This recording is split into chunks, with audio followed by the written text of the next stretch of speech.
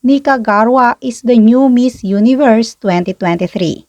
Itinanghal si Miss Nicaragua, Shanice Palacios, bilang Miss Universe 2023 sa famous pageant na ginanap sa San Salvador, El Salvador. Pinahanga at tinalo ni Palacios, 23 years old, ang dating Miss World Nicaragua, ang 82 at iba pang kandidata mula sa iba't ibang panig ng mundo, matapos magpakitang gilas sa pagrampa at sa pagsagot sa question and answer portion sa Miss Universe 2023. Sa final question na, if you could live 1 year in another woman's shoes, who would you choose and why? Ang kanyang winning answer, Anya, I would choose Mary Wollstonecraft because she opened the gap and gave an opportunity to many women. And what I would do, I would want that income gap to open up so that women could work in an area that they choose to work in because there are no limitations for women. That was in 1750.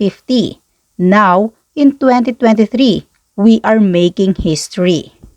Si Shanice Palacios ang kauna-unahang Nicaraguan na nanalo at mag-uuwi ngayon ng korona ng Miss Universe sa kanilang bansa. Shanice Alondra Palacios Cornejo, ipinanganak siya noong May 30, 2000. Isa siyang Nicaraguan model at beauty pageant title holder na ngayon ng Crown Miss Universe 2023. Si Miss Universe 2023 Shanice ay nakapagtapos din o kumuha ng kursong Mass Communication sa Universidad Centroamericana at naging varsity player din sa universidad.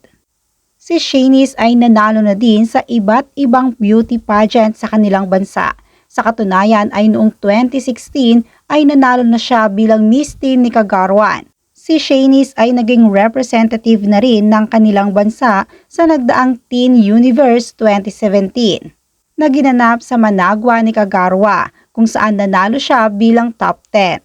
Lumaban din si Miss Shanice Palacios sa Miss World 2021 sa San Juan, Puerto Rico, kung saan nakasama siya sa top 40.